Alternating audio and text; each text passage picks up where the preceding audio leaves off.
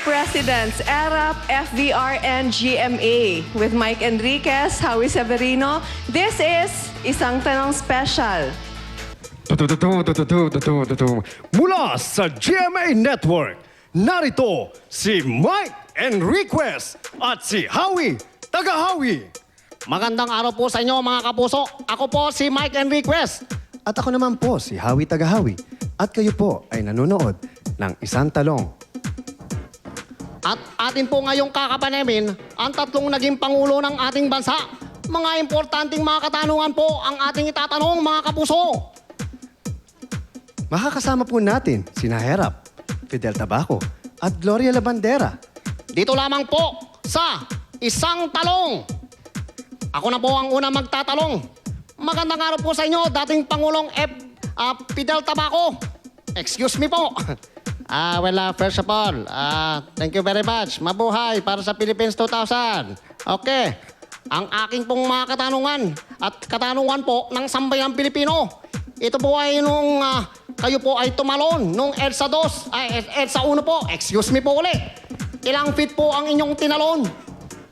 Alam mo, sa totoo lang, hindi ko alam. Kasi sobrang tuwa ko, ay munti ko nang maabot ang langit. At ang ating pong reaktor, mga kapuso, walang iba kung hindi si Ray Lagkit. Bato pa sa langit. Ang alam ko, hindi mo naabot ang langit niya. Maraming salamat, Kapusong Mike. Kasama po natin si Paring Herap. Magandang araw po, Paring Herap. Magandang araw naman sa inyo. Paring Howie, Taga-Howie. Ito po ang aking katanungan. Sino po talaga ang binoto mo noong Vice President noong eleksyon? Alam mo, sa totoo lang, hindi ako nag-review nung eleksyon. Kaya nag-skip ako. Kaya akala ko kasi, hindi kasi katulad noon. Ngayon, multiple choice. Dati, susulat yung pangalan. Pwede kang manghula. Ayan po mga kapuso, at ang ating pong huling kakapanamin ay walang iba kung hindi si Gloria Labandera. Magandang araw po sa inyo. Alam nyo, good morning din, no? Thank you. Ito po ang aking katanungan. May nabalita po na kayo raw po ay kakambal ni Nora Honor. Totoo po ba ito? Ay, sandali lang, Mike, no? Sa totoo lang, no? Nora niyan talaga ako. And take note, hindi ko siya kakambal, no? Kamukha niya ako. Kasi alam mo, para sa kanya, walang himala. Pero para sa akin, ako ang naghimala, no? At ang ating pong reaktor, mga kapuso, walang iba kung hindi si Bebang. Ako nga pala si Bebang. Bilman niyan ako! Mga kapuso, bago po magkagulo dito at magkabatuhan ng talong, ako po ay magpapaalam na. Ako po si Mike Enriquez. At ako naman, si Howie Howie Taga-Howie. Dito lang po sa Isang Talong. Ang inyong kapusong totoo. Alright. Galing ni Pocholo! Hirap nun, ha? Galing mo. Nice to have you on the show, Pocholo. Nakakakuryente ka. How long have you been doing this? I've been doing, actually, what I did is not stand-up comedy or anything that you saw on TV. It's actually voice acting. Yes. The art of voice acting. Pwede tayo, Mike, ah. Ito sa akin eh. Yan. Alright, thank you very much. So, ilan taon mo na ginagawa yan? I've been doing this since I'm 16, so I'm 31 now. So that's already 15 years of my life. So, yeah. most of the time nasa radyo kayo, mga ganyan? I started on radio. Dubber. Yeah, I did like hundreds of animation. Napakarami na pong mga animation and telenovelas.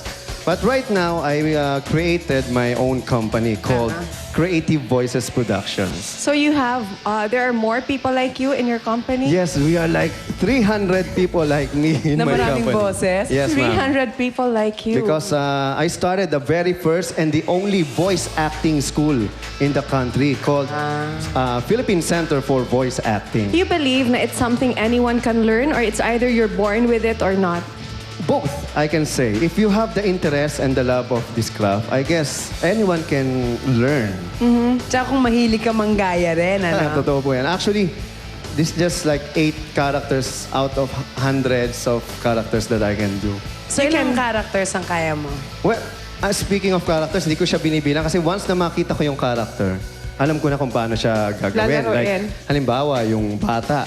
Sabi niya, pag nakita ko, marami kasing klase ng bata. May bata, Ay, ako bata pa ako, ganyan. 5 years old pa lang po ako. pwedeng sabihin na, Ha? Ako, 10 years old na ako eh. Lolo, kamusta na po kayo? Ay, apa, kamusta ka naman? Medyo ako 60 years old pa lang ako. Mayroon pa akong tatay. Buhay pa yung tatay ko. Ay, nako, buhay pa nga ako. Ako bungal lang eh. Di ba mas matanda yun? Ang galing. Ang galing! Pocholo, bonggang-bongga ka, ha? Dahil dyan,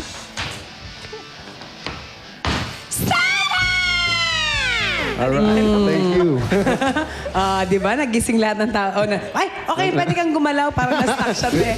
Dito Yan. ka, Pocholo. Starstruck ako sa'yo.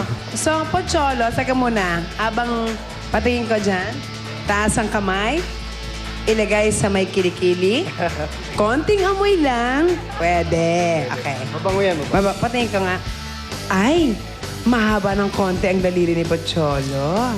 Patingin ko ang sukat. Mahaba nga. Okay, game Pocholo.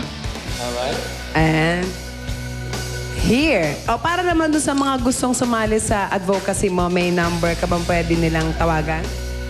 Yes, ma'am. You can call up 2396468 or you can visit our website at www.creativevoices.com or you can visit my own website puchologonzalez.com or puchology. GY po yung hali. POCHOLOGY.com. And we have workshops every 3 months po. And so far we have like 300 graduates and almost half of it mga nag-voiceover na. Okay. Iba na papanood yung ginawa nila dito sa GMA 7. Okay, thank you, Pocholo. Thank you very much, Maraming Pocholo. salamat, Alright, ha? thank you very much po. Huwag ka malikot dyan. Inviting me. Nandiyan Diyan ka ka lang, ha? muna, Dito ha? na kami, ha?